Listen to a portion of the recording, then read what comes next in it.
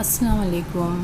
آج ہم ماحول کا مطالعہ حصہ اول اس مضمون کا سبق نمبر 5 خاندانی اقدار اس سبق کے بارے میں معلومات حاصل کریں گے۔ بچوں، آپ کے گھر میں سیر کے لیے جانا ہو تو فیصلہ کس طرح لیا جاتا ہے؟ یعنی آپ کو کسی پکنک کی جگہ پہ جانا ہے تو آپ کس طرح سے فیصلہ لیتے ہو؟ آپ سیر کے مقامات پر جاتے ہو تو چھٹیوں میں آپ کیا کیا پروگرام بنانا ہے، اس کے بارے میں کیا آپ کے گھر میں مشورہ دیتے ہو؟ خاندان میں عید تہوار کی تیاری میں آپ کس طرح ہاتھ بٹاتے ہو؟ اچھا، ان سب سوالوں کے جواب آپ کو پتہ ہے۔ آپ کو بھی گھر میں آپ کے بڑے پوچھتے ہوں گے، آپ کی رائے لیتے ہوں گے نا کسی ڈیسیجن میں، جیسے پکنک پر جانا ہے تو آپ سے پوچھتے ہوں گے کہاں جانا ہے، کس طرح جانا ہے، وہاں جا کر ہم کیا کیا کریں گے۔ اسی طرح سے آپ کے عید کے موقع پر بھی گھر میں تیاری میں ہاتھ بٹاتے ہوں گے۔ اچھا، تو بچوں، خاندان آپ سب کو پتہ ہے، خاندان کسے کہتے ہیں؟ خاندان یعنی ایک گھر کے تمام افراد جو آپس میں مل جل کر رہتے ہیں تو خاندان بنتا ہے۔ یہ ہم دیکھتے ہیں فیصلہ لینے میں شمولیت یعنی شامل ہونا، یعنی کسی چیز کا فیصلہ لینے میں شامل ہونا۔ خاندان میں ہم سب مل جل کر رہتے ہیں، ہر ایک کی پسند ناپسند الگ الگ ہوتی ہے۔ اب ایک ہی گھر میں ایک ہی خاندان میں جو لوگ رہتے ہیں، ضروری نہیں ہے کہ ہر ایک کی پسند ایک جیسی ہو، سب کی پسند مختلف ہوتی ہے، سوچ اور رائے بھی مختلف ہوتی ہے۔ مختلف یعنی الگ، ہم خود بھی دوسروں سے مختلف ہیں، اس کے باوجود کئی باتوں میں ہماری سوچ اور رائے دوسروں سے میل کھا سکتی ہے۔ یعنی کبھی کبھی ہم جو سوچتے ہیں وہی سامنے والا دوسرا انسان کی بھی سوچ ہماری جیسی ہو سکتی ہے۔ ہمیں ایک دوسرے سے محبت اور اپنائیت ہوتی ہے، ہم اپنوں کا خیال رکھتے ہیں، خیر خیریت پوچھتے ہیں، گھر میں کسی چیز کا فیصلہ لیتے وقت ایک دوسرے سے پوچھتے ہیں، آپس میں بات چیت کر کے سب کے لیے قابل قبول فیصلے لیتے ہیں۔ یعنی ہم آپس میں بات چیت کرتے ہیں، ایک دوسرے کی رائے لیتے ہیں اور جس میں سب کی بھلائی ہو ایسا فیصلہ لیتے ہیں۔ اس طرح ہم سب خاندان کے فیصلے لینے میں شامل رہتے ہیں۔ فیصلہ لینے میں شامل ہونے پر کیا ہوتا ہے، ہم کیا محسوس کرتے ہیں، یہ بتانے کا ہر ایک کو موقع ملتا ہے۔ یعنی جب ہم کو کسی فیصلہ میں شامل کیا جاتا ہے تو ہم اپنی رائے دے سکتے ہیں۔ آپس میں بات چیت کر کے فیصلے لیے جائے تو اس موضوع کے تمام پہلو واضح ہو جاتے ہیں۔ گھر میں ہماری رائے کو اہمیت دی جا رہی ہے، یہ محسوس کر کے ہمیں اہل خانہ سے مزید اپنائیت کا احساس ہوتا ہے۔ یعنی آپ کے گھر میں اگر آپ کی رائے کو اہمیت دی جائے، آپ کی بات مان جائے تو آپ کو کیا ہوتا ہے، اپنے گھر والوں سے اور زیادہ محبت اور زیادہ اپنائیت، اپناپن محسوس ہوتا ہے۔ جس طرح گھر کے چھوٹے موٹے فیصلوں میں ہماری شمولیت رہتی ہے، اسی طرح کی شمولیت عوامی مسائل میں ہوتی ہے۔ ہمیں محسوس ہوتا ہے کہ ہمارے ماحول میں کئی چھوٹی موٹی تبدیلیاں ہونا چاہیے۔ ماحول میں تبدیلیوں کا فیصلہ سب مل جل کر لے تو مفید ثابت ہوتا ہے۔ ہماری منتخب کردہ حکومت عوامی مسائل کے بارے میں فیصلے لیتی ہے۔ یعنی جس گورنمنٹ کو ووٹ دے کر جس کا ہم انتخاب کرتے ہیں، وہ حکومت کیا کرتی ہے، عوام کے مسائل کے بارے میں فیصلے لیتی ہے۔ اگر آپ کو حکومت کا کوئی فیصلہ نامناسب معلوم ہو تو آپ اپنی رائے درج کرا سکتے ہیں۔ اس طرح فیصلے لینے کے عمل میں آپ شامل ہو سکتے ہیں۔ ایمانداری اور بے ایمانی کے نتائج، ہم سے اچھے برے عمل ہوتے رہتے ہیں۔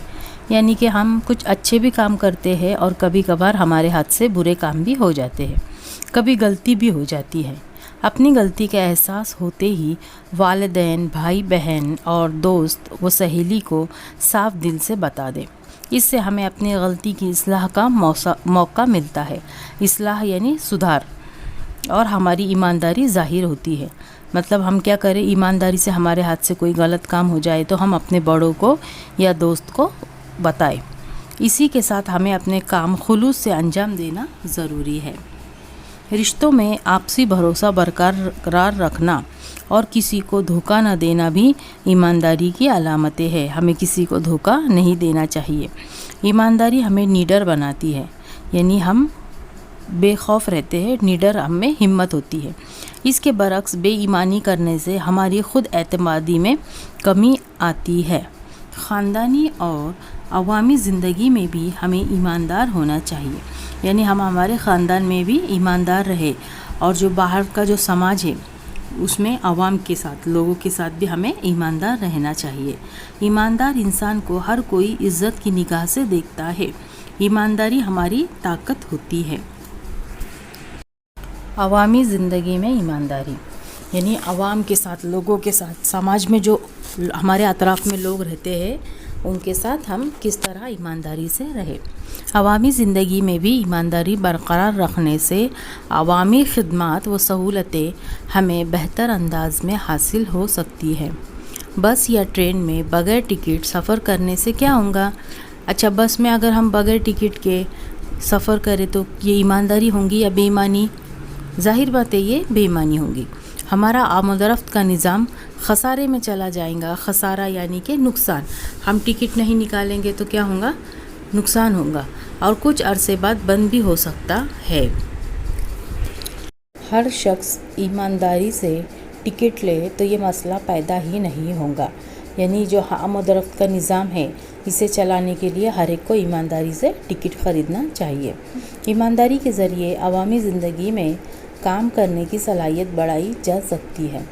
ایمانداری کا شعور عوامی زندگی میں باقاعدگی اور کام کرنے کی صلاحیت بڑھانے میں مفید ثابت ہوتا ہے۔ آپسی تعاون کی افادیت۔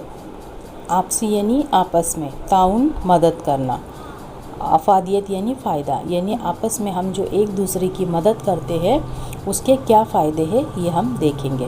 ہم خاندان میں ایک دوسرے کی مدد کرتے ہیں۔ اسی طرح گروہی کھیل کھیلتے وقت کھلاڑیوں میں آپسی تعاون جتنا زیادہ ہوگا ان کا کھیل بھی اسی قدر بہتر ہوگا۔ یعنی کھلاڑی جو ایک دوسرے کو آپس میں تعاون کرتے ہیں کسی ٹیم میں تو اس سے ان کا کھیل بہتر ہوتا ہے۔ کھیل میں پایا جانے والا آپسی تعاون صرف کھیل تک محدود نہ رکھتے ہوئے اسے اپنی عوامی زندگی میں بھی برتنا چاہیے۔ سماجی زندگی میں ہر کسی کو آپسی تعاون کی ضرورت ہوتی ہے۔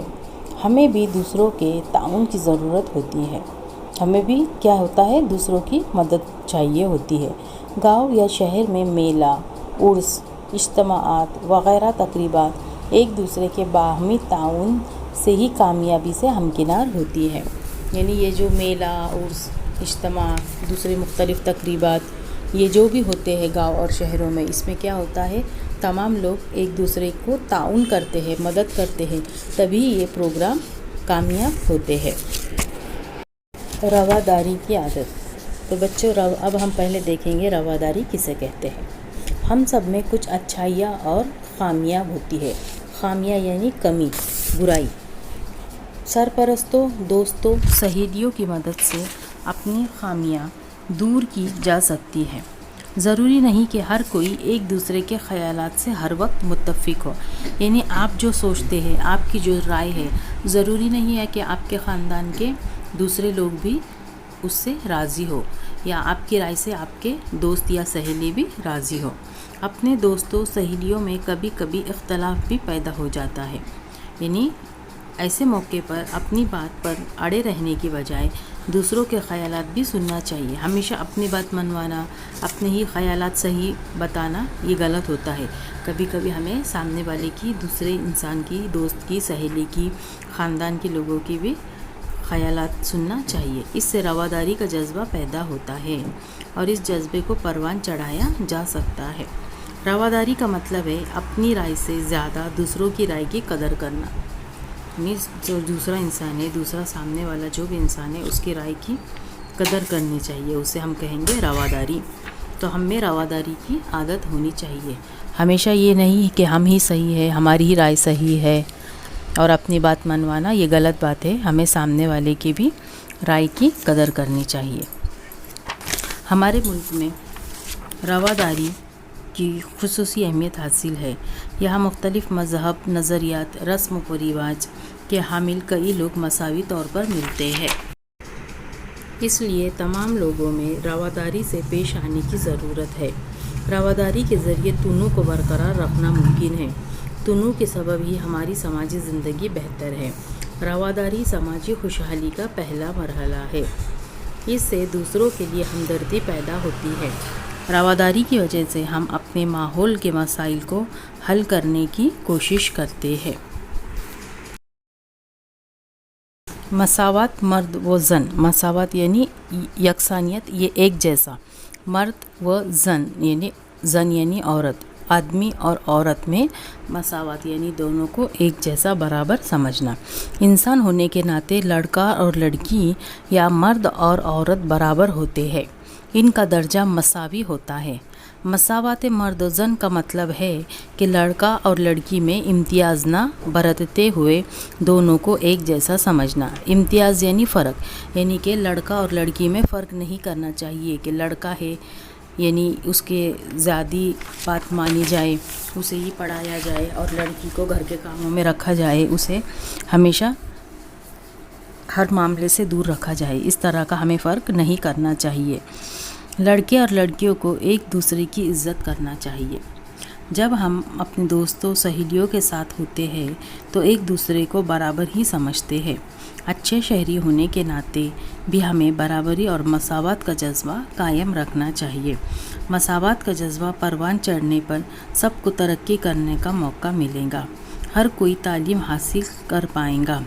غذا، لباس، مکان، صحت اور تعلیم مردوں اور عورتوں کی مساوی ضرورتیں ہیں۔ یعنی غذا، لباس، مکان، صحت، تعلیم جس طرح مردوں کے لیے ضروری ہے اسی طرح عورتوں کے لیے بھی ضروری ہے۔ مساوات قائم رہنے کے لیے ان ضرورتوں کی تکمیل صحیح طور پر ہونا چاہیے۔ مرد و عورت کو اس طرح کی خدمات و سہولیات کے مساوی حقوق حاصل ہے۔ اسی طرح تمام مردوں اور عورتوں کو ترقی کے مساوی مواقع ملنے چاہیے۔ تو بچوں، اس سبق میں ہم نے سیکھا کہ گھر کے چھوٹے موٹے فیصلوں میں سب کی شمولیت ہونی چاہیے۔ شمولیت یعنی شامل ہونا۔ گھر کا جو بھی فیصلہ ہو، چاہے وہ چھوٹا ہو بڑا ہو، ہر ایک کو اپنی رائے دینے کا حق ہے، اور ہمیں بھی سامنے دوسروں کی رائے کی قدر کرنی چاہیے۔ اپنی ذاتی اور عوامی زندگی میں ایمانداری ہونا چاہیے۔ رواداری اور باہمی تعاون کے ذریعے ہماری اجتماعی زندگی بہتر اور خوشحال ہوتی ہے۔ رواداری کے ذریعے دونوں کو برقرار رکھا جا سکتا ہے۔ مرد عورت مساوی ہوتے ہیں، مساوی یعنی ایک جیسے ہوتے ہیں، ان میں امتیاز برتنا مناسب نہیں ہے۔ امتیاز یعنی کہ فرق کرنا، فرق تو ہمیں مرد اور عورت میں فرق نہیں کرنا چاہیے۔ مرد اور دونوں کا درجہ برابر یکساں ہے۔ تو بچوں، یہ سبق یہیں پر ختم ہوتا ہے۔ اس سبق کے سوالات کے جوابات میں گروپ پر بھیجوں گی، آپ اسے اپنی نوٹ بک میں لکھیے اور نوٹ بک کمپلیٹ کیجیے۔ اللہ حافظ۔